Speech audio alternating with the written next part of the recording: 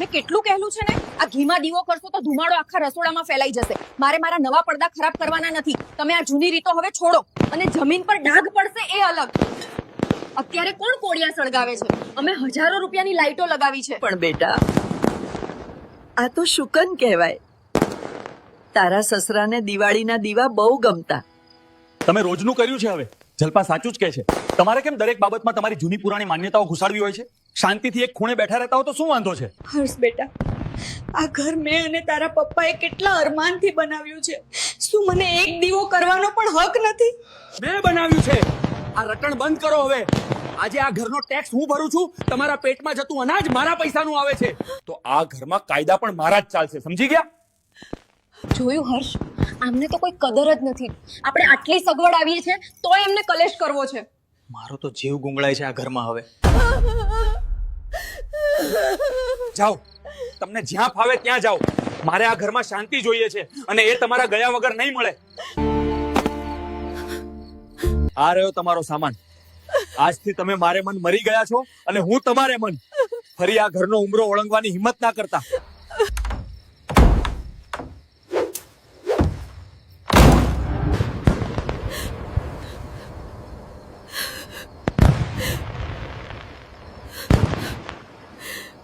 નમસ્તે મિત્રો, આજે હું તમારી સમક્ષ એક એવી વાત લઈને આવ્યો છું જે સાંભળીને કદાચ તમારી આંખો ભીની થઈ જશે અને લોહી ઉકળી ઉઠશે.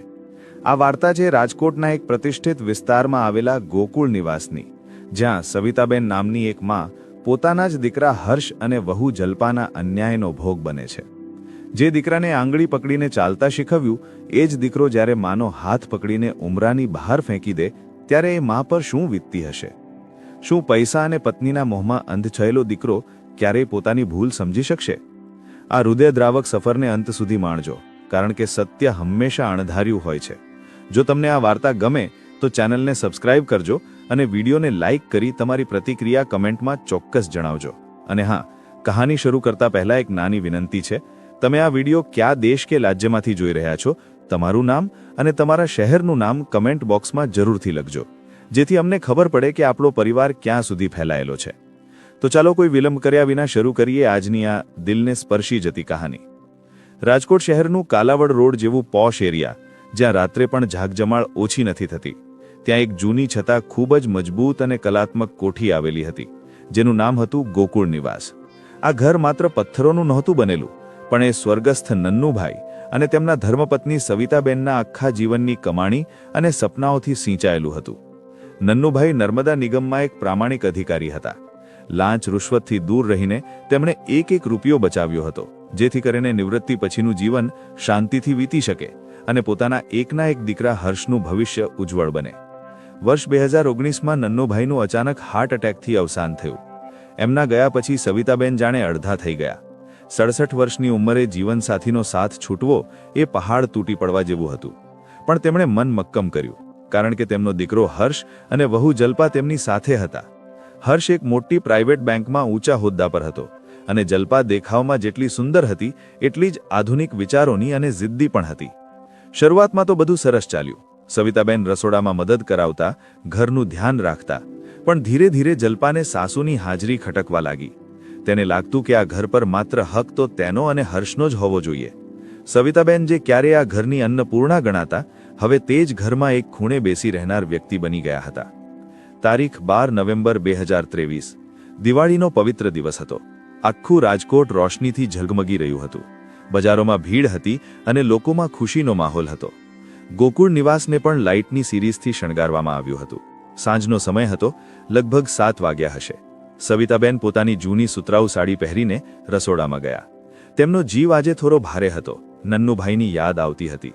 તેમને થયું કે આજે દિવાળી છે તો આંગણામાં અને તુલસી ક્યારેક ઘીના દીવા પ્રગટાવો. તેમણે ધીરેથી જલ્પાને પૂછ્યું, બેટા જલ્પા, મેં 5 કોડિયા પલાળીને રાખ્યા છે, લાવને હું તેલમાં દીવા કરીને આંગણે મૂકી આવું. આપણા વડવાઓ કહેતા કે દિવાળીએ દીવો કરીએ તો જ લક્ષ્મીજી પધારે.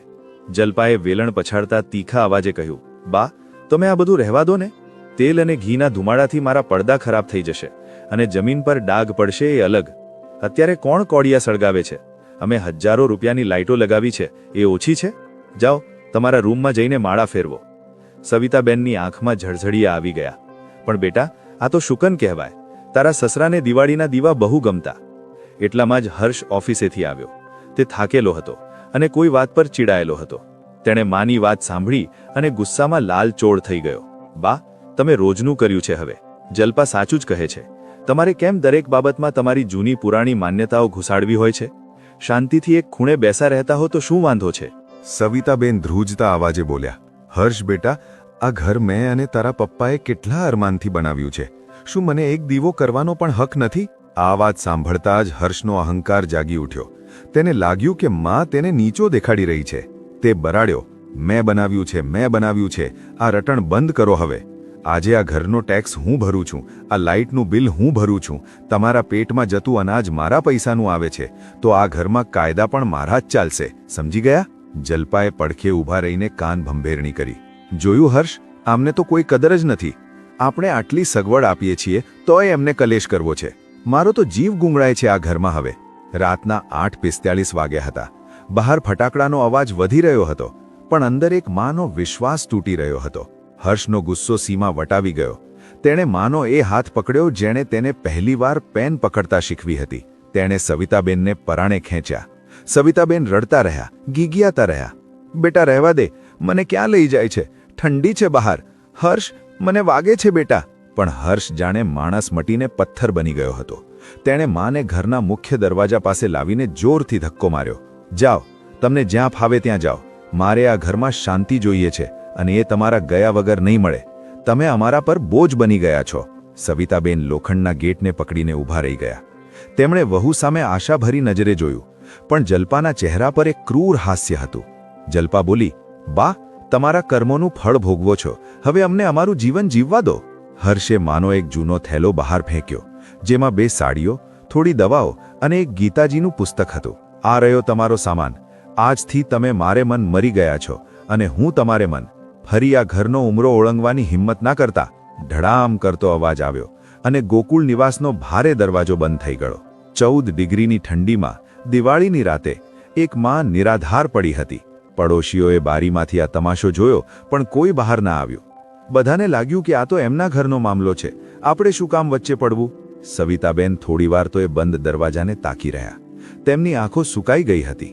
તેમને સમજાયું કે હવે આંસુ વહાવવાનો કોઈ અર્થ નથી.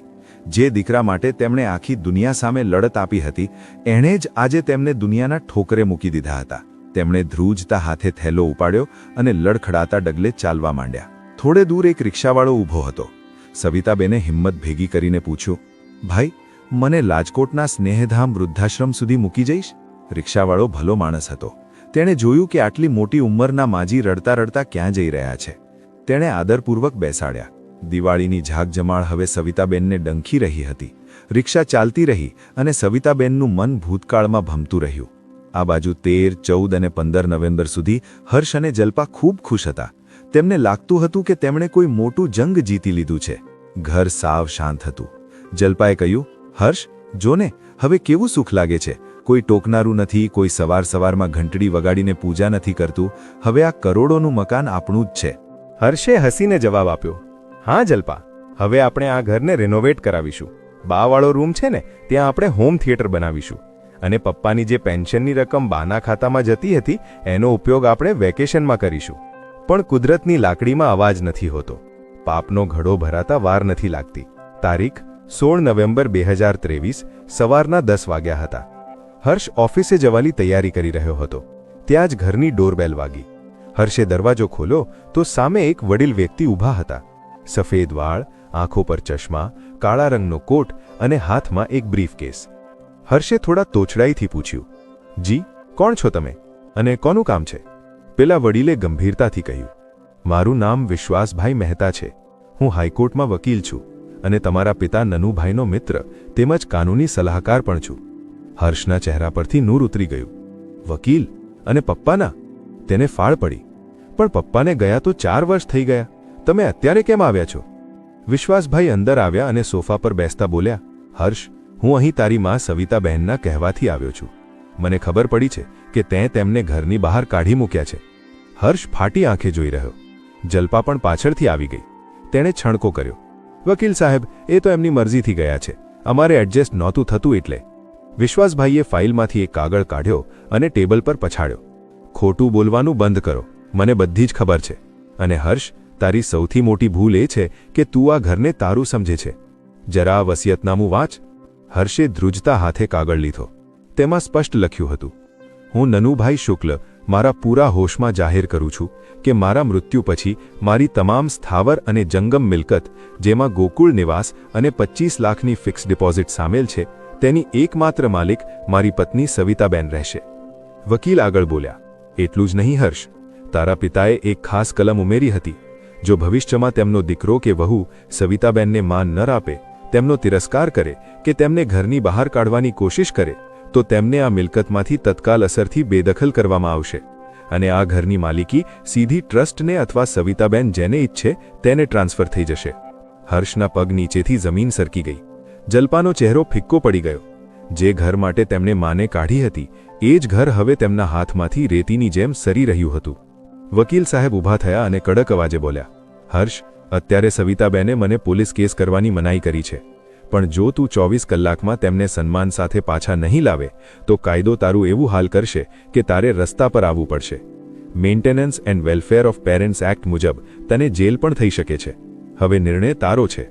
હર્ષ અને જલ્પા માટે એ રાત કાળી રાત સાબિત થઈ. તેમને પોતાની ભૂલ સમજાઈ રહી હતી, પણ કદાચ પ્રેમથી નહીં પણ ડરથી.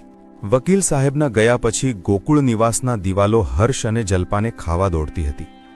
જે ઘરના માલિક હોવાનો ગર્વ હર્ષને 2 દિવસ પહેલા હતો, એ જ ઘર આજે તેને પારકું લાગતું હતું. જલ્પા સોફા પર બેસીને ધ્રુસકે રડતી હતી, પણ આ આંસુ પસ્તાવાના ઓછા અને પાયમાલ થઈ જવાના ડરના વધારે હતા. હર્ષ આખી રાત સૂઈ ન શક્યો. તેની નજર સામે વારંવાર એ દૃશ્ય આવતું હતું જ્યારે તેણે માનો હાથ પકડીને રસ્તા પર ધકેલી દીધા હતા. તેને યાદ આવ્યું કે જ્યારે તે નાનો હતો અને અંધારાથી ડરતો, ત્યારે મા તેને છાતીએ વળગાડીને સૂવડાવતી, અને આજે એ જ માને તેણે ઠંડીમાં ઠરવા માટે છોડી દીધી હતી. હર્ષને પહેલીવાર અહેસાસ થયો કે કાયદો તો પછી આવશે, પણ તેણે જે પાપ કર્યું છે એનો બોજ તે કેવી રીતે ઉઠાવશે. બીજા દિવસે એટલે કે 17 નવેમ્બરની બપોરે હર્ષ અને જલ્પા રાજકોટના સ્નેહધામ વૃદ્ધાશ્રમ પહોંચ્યા. આશ્રમનું વાતાવરણ એકદમ શાંત અને પવિત્ર હતું. ત્યાંના બગીચામાં કેટલાય વડીલો બેઠા હતા. હર્ષના પગ ધ્રુજતા હતા. તે અંદર ગયો તો જોયું કે સવિતાબેન એક લીમડાના ઝાડ નીચે બેઠા હતા. તેમના હાથમાં માળા હતી અને ચહેરો એકદમ સ્થિર હતો. તેમની બાજુમાં વકીલ વિશ્વાસભાઈ પણ ઊભા હતા. હર્ષ ધીમે પગલે મા પાસે પહોંચ્યો. તેની હિંમત નહોતી ચાલતી કે માની આંખમાં આંખ મિલાવી શકે. તે સીધો જ માના પગમાં પડી ગયો અને ધ્રુસકે રડવા લાગ્યો. બા, મને માફ કરી દો બા. હું લાયક નથી કે તમારો દીકરો કહેવાઉં. હું અંધ થઈ ગયો હતો બા. મને મિલકતનો અને સત્તાનો નશો ચડી ગયો હતો. પ્લીઝ બા, ઘરે ચાલો. તમારા વગર એ ઘર શમશાન જેવું લાગે છે. જલ્પાએ પણ રડતા રડતા હાથ જોડ્યા. બા, મને માફ કરી દો. મેં હર્ષને ચઢાવ્યો હતો. હું ભૂલી ગઈ હતી કે તમે છો તો જ આ ઘર છે. હવે ક્યારેય આવી ભૂલ નહીં થાય બા. આશ્રમના બીજા વડીલો આ દ્રશ્ય જોઈ રહ્યા હતા. બધાને લાગ્યું કે સવિતાબેન હમણાં પીગળી જશે અને દીકરાને ગળે લગાવી લેશે. મા તો મા હોય ને, પણ સવિતાબેને આજે કંઈક અલગ જ નક્કી કર્યું હતું. તેમણે ધીમેથી પોતાના પગ હર્ષના હાથમાંથી છોડાવ્યા અને ઊભા થયા. તેમનો અવાજ એકદમ મક્કમ હતો. હર્ષ, ઊભો થા. આ તમાશો બંધ કર. તું અહીં એટલે આવ્યો છે કારણ કે તને તારી મા પ્રત્યે પ્રેમ જાગ્યો છે, કે પછી એટલે આવ્યો છે કારણ કે તને ઘર છીનવાઈ જવાનો અને જેલ જવાનો ડર છે? હર્ષ પાસે કોઈ જવાબ નહોતો. તે નીચું જોઈ ગયો. સવિતાબેન આગળ બોલ્યા, જો હર્ષ, તે દિવસે રસ્તા પર તે મને જે ધક્કો માર્યો હતો ને, એ માત્ર મને નહીં પણ તારા અને મારા સંબંધોને માર્યો હતો. તે દિવસે મા મરી ગઈ હતી, પણ આજે જે ઊભી છે એ આ ઘરની માલિક છે. હું ઘરે આવવા તૈયાર છું, પણ મારી કેટલીક શરતો છે, અને એ શરતો હવે મૌખિક નહીં પણ કાયદેસર લખાશે. વિશ્વાસભાઈએ ફાઇલમાંથી એક નવું એગ્રીમેન્ટ કાઢ્યું. સવિતાબહેને પોતાની શરતો જાહેર કરી. પહેલી શરત, ગોકુળ નિવાસની નેમપ્લેટ બદલાશે. હવે ત્યાં હર્ષવિલા નહીં પણ સવિતા સદન લખવામાં આવશે, જેથી આખા રાજકોટને ખબર પડે કે આ ઘરની માલિક કોણ છે. હર્ષે માથું નમાવીને કહ્યું, મંજૂર છે બા. બીજી શરત, ઘરની તિજોરીની ચાવી અને બેંકના બધા કાગળો મારી પાસે રહેશે. તારા પપ્પાની પેન્શનની રકમ અને આ ઘરનું ભાડું બધું મારા ખાતામાં આવશે. તારે દર મહિને તારા પગારમાંથી 15,000 રૂપિયા મને ઘર ખર્ચ માટે આપવા પડશે, જેનો હિસાબ હું રાખીશ. જલ્પાને આ આઘાત જેવું હતું, પણ તેની પાસે કોઈ રસ્તો નહોતો. તેણે હા પાડી. અને ત્રીજી સૌથી મહત્વની શરત. સવિતાબેનની આંખમાં એક અનોખી ચમક હતી. જો ભવિષ્યમાં તેં કે જલ્પાએ મારા પર અવાજ ઊંચો કર્યો અથવા મારું સન્માન જાળવવામાં કચાસ રાખી તો એ જ ક્ષણે વિશ્વાસભાઈ પોલીસને ફોન કરશે અને તમને બંનેને એક જ કપડે ઘરની બહાર કાઢવામાં આવશે. આ શરતો પર સહી કરવી હોય તો જ હું ઘરે આવીશ. હર્ષ અને જલ્પાએ ધ્રુજતા હાથે એ કાગળ પર સહી કરી. સવિતાબેને પોતાનો એ જ જૂનો થેલો ઉપાડ્યો અને આશ્રમના સંચાલકોનો આભાર માનીને બહાર નીકળ્યા. 18 નવેમ્બરની સાંજે જ્યારે સવિતાબેન પાછા ગોકુળ નિવાસ પહોંચ્યા ત્યારે આખું દ્રશ્ય બદલાઈ ગયું હતું. જે પડોશીઓ તે દિવસે તમાશો જોતા હતા તેઓ આજે સવિતાબેનને માનથી જોઈ રહ્યા હતા. હર્ષ અને જલ્પા નોકરની જેમ સામાન ઉપાડીને પાછળ ચાલતા હતા. સવિતાબેને ઘરમાં પ્રવેશતાની સાથે જ પહેલું કામ એ કર્યું જે તે દિવસે અધૂરું રહી ગયું હતું. તેમણે તુલસી ક્યારે ઘીનો દીવો પ્રગટાવ્યો. એ દીવાની જ્યોત જાણે કહી રહી હતી કે અંધકાર ગમે તેટલો ઘેલો હોય પણ સત્યનો એક દીવો તેને મિટાવવા માટે કાફી છે. આજે સવિતાબેન એ ઘરમાં ગર્વથી જીવે છે. હર્ષ અને જલ્પા હવે તેમની દરેક જરૂરિયાતનું ધ્યાન રાખે છે. કદાચ શરૂઆતમાં આ સેવા ડરથી હતી પણ ધીરે ધીરે હર્ષને પોતાની ભૂલનો સાચો પસ્તાવો થવા લાગ્યો છે. તે હવે સમજી ગયો છે કે મા બાપના આશીર્વાદ વગરની મિલકત માત્ર પથ્થરનો ઢગલો છે. બોધ. મિત્રો, આ વાર્તા આપણને 3 મોટા પાઠ શીખવે છે. પહેલું એ કે ક્યારેય પોતાના મા બાપને લાચાર ન સમજવા. જેણે તમને ચાલતા શીખવ્યું છે એ તમને તમારી ઓકાત બતાવતા પણ જાણે છે. બીજું, આપણા દેશમાં વડીલો માટે ખૂબ જ મજબૂત કાયદાઓ છે. દરેક વડીલે પોતાના હક જાણવા જોઈએ. અને ત્રીજું, સંપત્તિ તો આજે છે ને કાલે નથી પણ મા બાપના દિલમાંથી નીકળતી હાય આખા વંશને પાયમાલ કરી શકે છે. તમારા મા બાપની સેવા કરજો કારણ કે એમના ચરણોમાં જ સાચું સ્વર્ગ છે. જો તમને આ વાર્તા દિલને સ્પર્શી ગઈ હોય તો તેને તમારા મિત્રો અને પરિવાર સાથે શેર કરજો. કદાચ તમારી એક શેર કોઈના ઘરને તૂટતા બચાવી શકે. હું હતો તમારો દોસ્ત. ફરી મળીશું એક આવી જ દિલધડક કહાણી સાથે. ત્યાં સુધી રજા આપશો. જય શ્રી કૃષ્ણ.